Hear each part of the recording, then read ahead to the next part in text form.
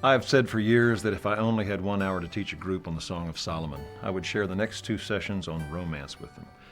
In this age of throwaway relationships and moving on when the circumstances get difficult, the topic of enduring romance will be one of Solomon's keys for making marriage last for a lifetime. In any marriage, including mine, there are going to be periods when we encounter flat spots or even difficult times. It is at those times we must learn to go deeper. We must rekindle the love and tenderness that first brought us together. Let's look at the scriptures and see how this couple learns to grow deeper in all aspects of their relationship, including their intimacy with one another. Let's take a look at the Song of Solomon in chapter 6. Actually, chapter 7. Chapter 7, verse 1. Let me tell you what this is about right here. Maybe you can identify with this. My wife and I have a Jack Russell Terrier. Anybody here got a Jack Russell Terrier? His name is Buddy. And Jack Russell, when you get a Jack Russell, you don't get a Jack Russell. Jack Russell gets you. You're their pet human, all right? And they like to be part of your family. He likes to eat with us. He likes to ride with us. When it comes time to go to bed, he gets under the comforter on the end of the bed, goes to sleep, old Buddy. And he's really nice on a real cold night because he's a little heater. You stick your feet down there and Buddy keep your feet warm. One night my wife and I are sawing along, sleeping along, and I feel Teresa's feet reach down under the covers. She says, "You got Buddy over there?" I said, "I do." She says, "Give me some of that dog."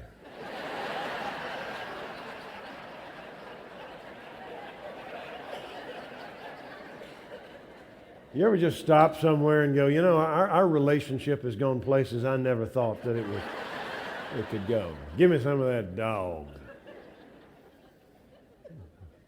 We tend to lose the pizzazz if we don't watch it. Used to sing that country western song years ago. We got married in a fever, hotter than a pepper sprout, and we've been talking about Jackson ever since the fire went out. Is it meant to go out?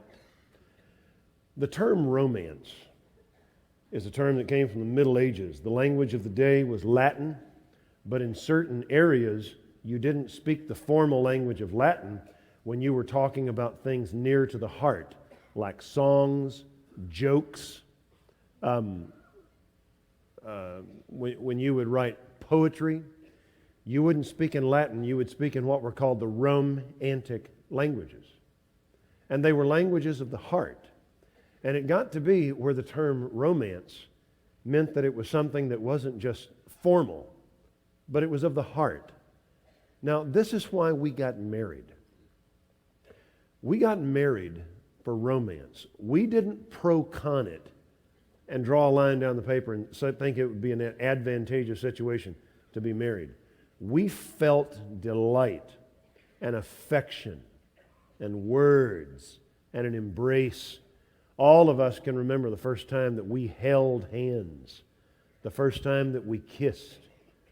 And it's intoxicating, and it's meant to be. And that's the delight of marriage. The only thing is, a lot of times we use romance in a predatory sense to get our mate. And once we have them, we cease to become a discipline in delighting our mate. And it has to become a discipline. Watch this couple, and let's see if romance continues. Well, after that quarrel in chapter 5 and 6, they now head to the Sheraton. And in chapter 7, this man in verse 1, that on the honeymoon went from the top of her head to the bottom of her feet, now he's going to start with the bottom of her feet and go to the top of her head. And fellas, once again, the man leads. The man in every section leads. And this man is going to lead in romance. The first 9 verses are all about the man to his wife. And fellas, what he's going to do is he's going to talk to her. He's going to tell her about her character. He's going to tell her about her beauty. He's going to tell her about her delight to him. Watch this. How beautiful are your feet in sandals. Prince's daughter. So his praise becomes more intimate. You're a prince's daughter. The curves of your hips are like jewels. Now, you don't say that on the first date. No, his praise becomes a little more intimate. In verse 2, your navel is a round goblet that never lacks mixed wine. Your belly is a heap of wheat. Let me help you right there.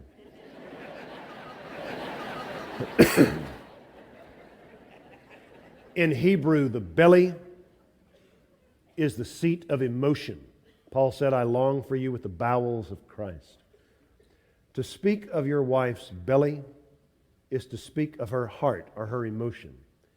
Whenever you call her wheat and wine, in Israel, those were the early and late crops, the spring and the fall crops. It's why you celebrated Pentecost and tabernacles when you gathered the grain and then the vineyard. For a man to say to his wife that your belly is the best of wine and the best of wheat is to say that of all of the blessings of God, you are the greatest blessing. Now, ladies, would you mind being spoken to like that? Of all the blessings in life, dear, you are the greatest blessing. Houses and lands are from fathers, but a good wife is from God. Well, in verse 3, he still treats her in the same respect sexually. Your two breasts are like two fawns, twins of a gazelle. It never changed. A lot of times men, when we get married, we become what are called serial fondlers.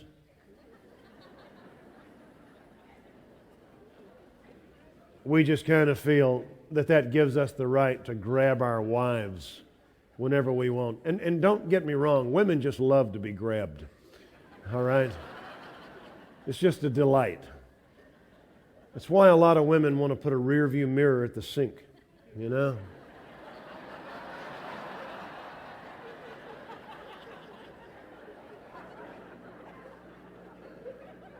Marriage doesn't give us that right to be handling our wives. I heard two women in our church once, and it was the best statement. I wrote it down. One was talking to the other one. She said, you know, sometimes I just wish my body parts were on with Velcro because I could just take them off and put them in a box and say, here, take them and go play with them.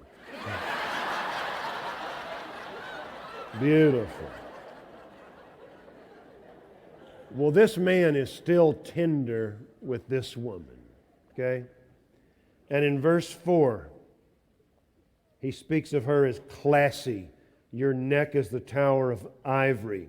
Your eyes like pools in Heshbon by the gate of Bath Rabbim. He says, you know, I look into your eyes and I'm refreshed. So fellas, do you see what he's doing? He's talking about her character. You are so refreshing. You are such a delight. You're a prince's daughter. He respects her. He elevates her. This is what girls dreamed of with Prince Charmings. He charms her. How wonderful you are. In verse 4, your nose is like the Tower of Lebanon. Let me help you right there. The Tower of Lebanon faced toward Damascus. That's where the enemies would attack Israel. The Tower of Lebanon was national defense and security. He's saying to his wife, your face always faces the enemy.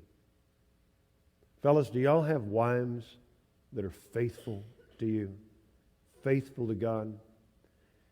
The Bible says, give them the product of their hands. You pay them. Let their works praise them in the gates. You need to tell people, what a delightful wife I have. You know, you guys, you might think that you're not that romantic. I'll assure you that you are. It's just that you're scared. Make you guys a bet. I'll double dog dare you on this. That you can't look into the eyes of your wife for 30 seconds without looking away. And you just look into her eyes, and for 30 seconds, you recite to her how good she has been, with all of her flaws that she knows she has.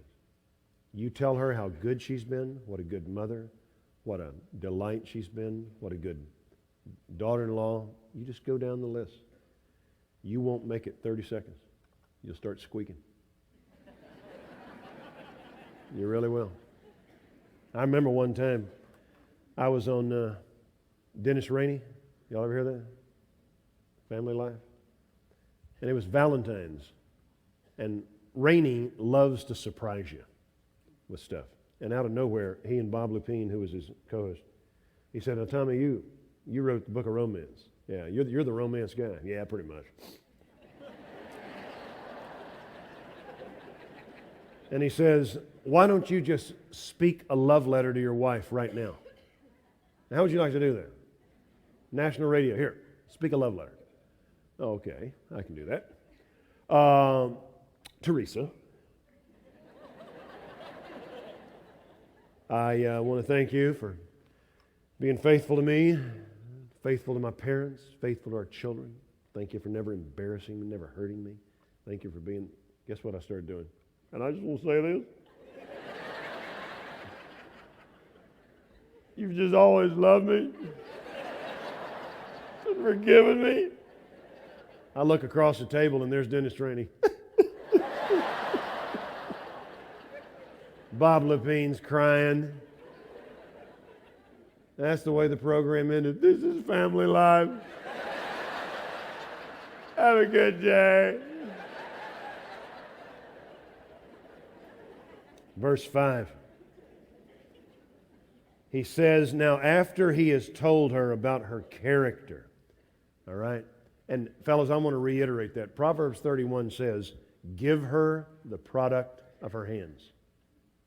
Women have to be paid, and they are paid in praise, not being taken for granted. Thank you for your character. Thank you for your faithfulness. And ladies, I hope that you're a lady that inspires praise. I don't know if you ladies know it, but the highest form of male compliment, can I let you in on a guy thing? Let you in on the inner circle right here?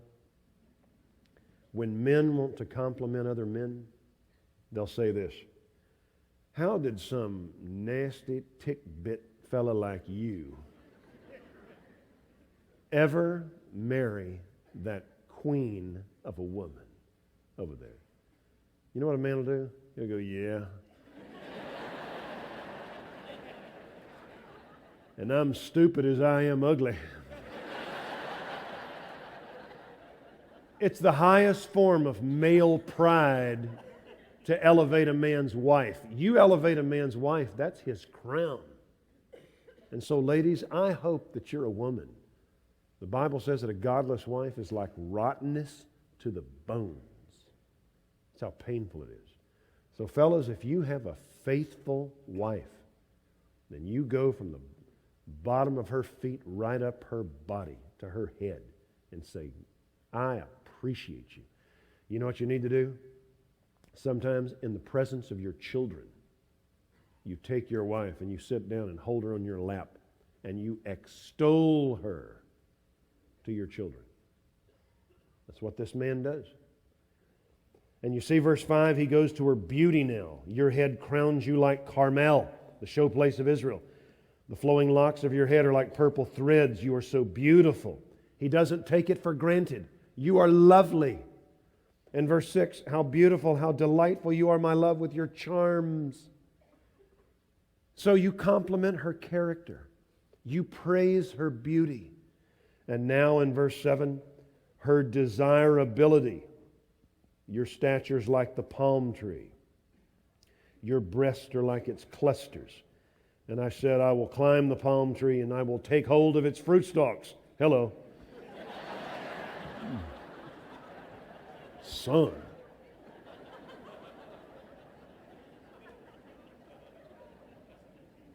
You know now why Mrs. W.A. Criswell said one time in an interview, I have taught every book in the Bible but one.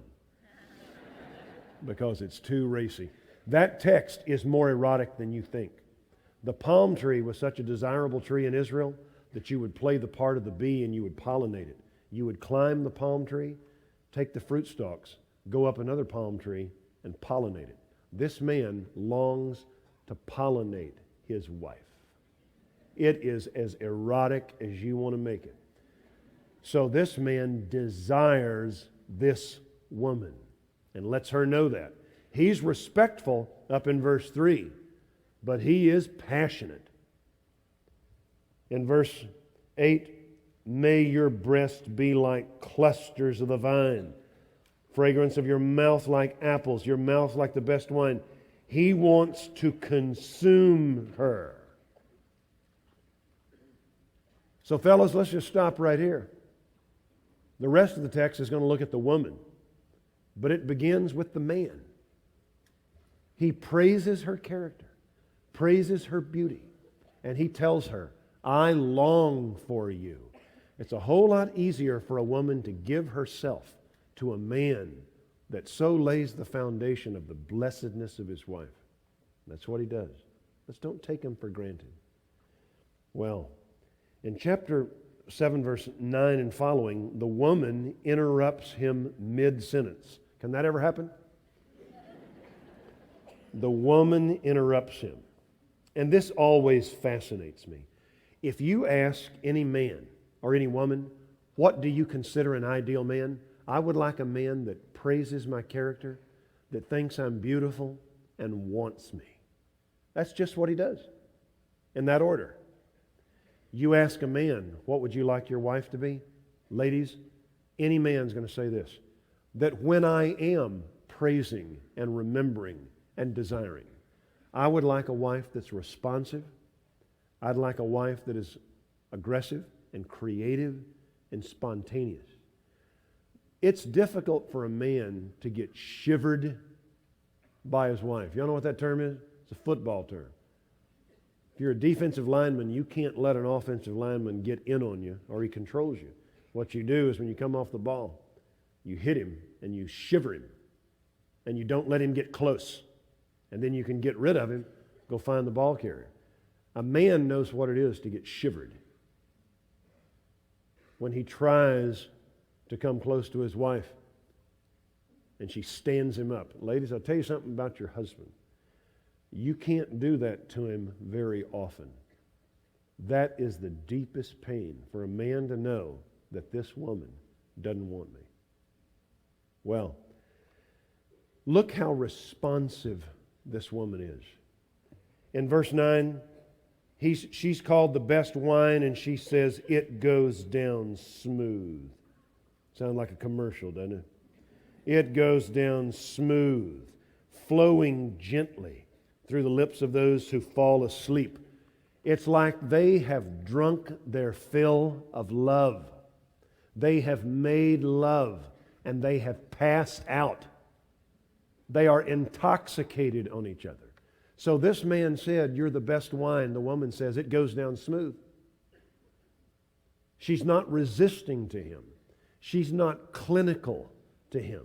She responds to him. And she's not just responsive. If you look in verse 10, I am my beloved's and his desire is for me. That word desire in the Hebrew means to consume something. Cain, sin is crouching at your door and its desire is for you. It's devouring something. This woman says, this man wants to devour me. And she's proud of it. I can do something to this man that no woman on earth can do. He wants to consume me, and I am his. He doesn't have to go looking any place else. He doesn't have to lust any place else. He wants me. And in verse 11, this woman is aggressive. She says, come, my beloved, let's go into the country. Let's spend the night in the villages. Here we go to the Sheraton again. Let's leave this city and go away. And in verse 12, let's rise early and go to the vineyards. See whether the vine is budded and the blossoms have opened and the pomegranates have bloomed. Once again, we're back in the vineyard. Let's go see if this thing is still sweet. Let's go see if this thing is still a delight. A lot of couples, what's the answer? The vineyard has gone dead. and dried up. She said, let's go away outside the city and let's see how sweet that the delight of my body can be. Ladies, you just leave sometime a note for your husband. It says, go to the Holiday Inn, room 12, be rested.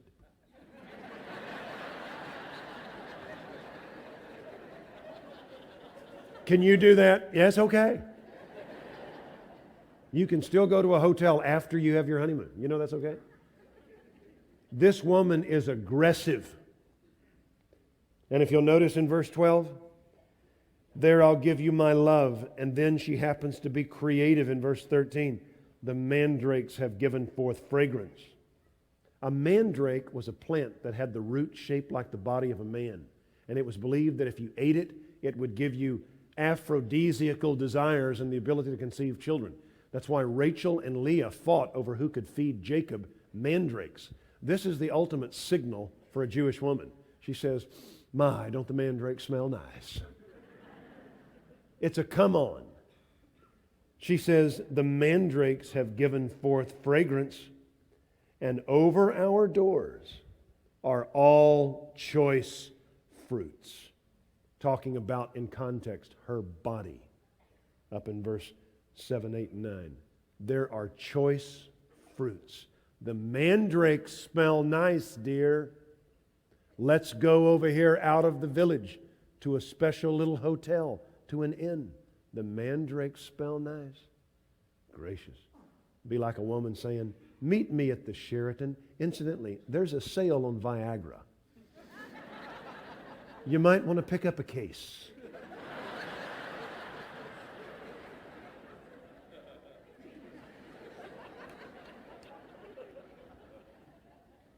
Responsive, aggressive, and in verse 13, she is creative.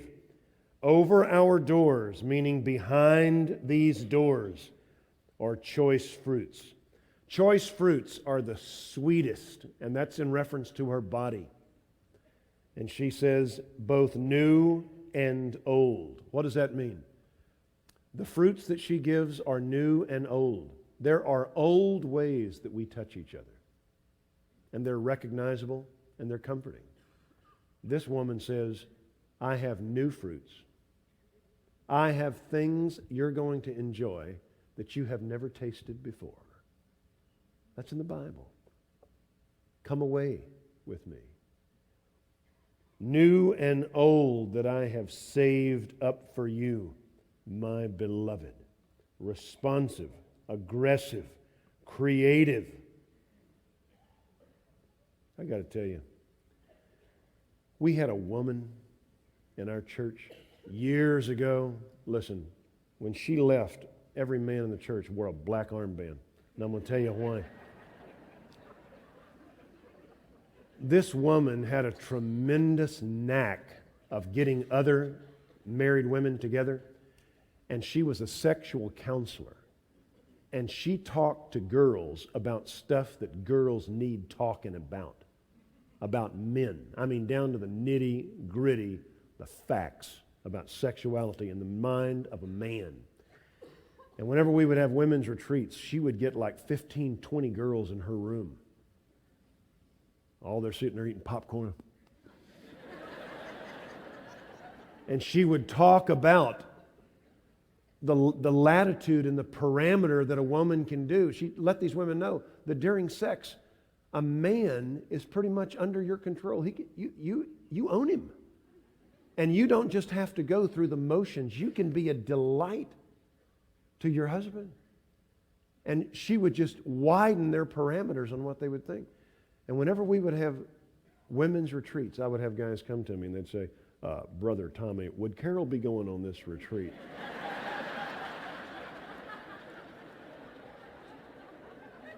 Everybody wanted their wife to room with Carol. And you know, ladies, if you're a woman that's walking with God and you've got a good marriage and you're an exciting wife, trust me, why don't you begin taking the Song of Solomon and teaching it and just getting you 5, 6 young girls and talking about the real facts about marriage and what a woman can do? I mean, really, You don't, if you get older, don't go knitting no Afghans. We got enough Afghans. We really do. We got Afghans out the kazoo. Get these young girls together and talk to them about sex. I hope you enjoyed that session. God never intended a husband and wife to simply coexist. He wants our relationship to grow and for married couples to fall even deeper in love and respect for each other. Let me share a brief word with you about mentoring and discipleship. Just as I close that session with a word about ladies making Afghans, I want to encourage both men and women some more. All of us, whether we are married or single, young or old, should have someone investing in our lives and then investing our lives in someone else. I truly believe we would have much better and fulfilling marriages if there were more older couples pouring into the lives of younger couples. Let me challenge you. You don't have to have a perfect marriage to be a mentor. I don't have one, and I speak on this topic all of the time. You only need a healthy marriage and a willingness to invest in others. Take this series and use it with groups of singles or small groups of married couples. Not only will the people you meet with be blessed, but you'll be amazed at the impact it will have on your own life and marriage. God bless you and happy mentoring. I'll see you the next time.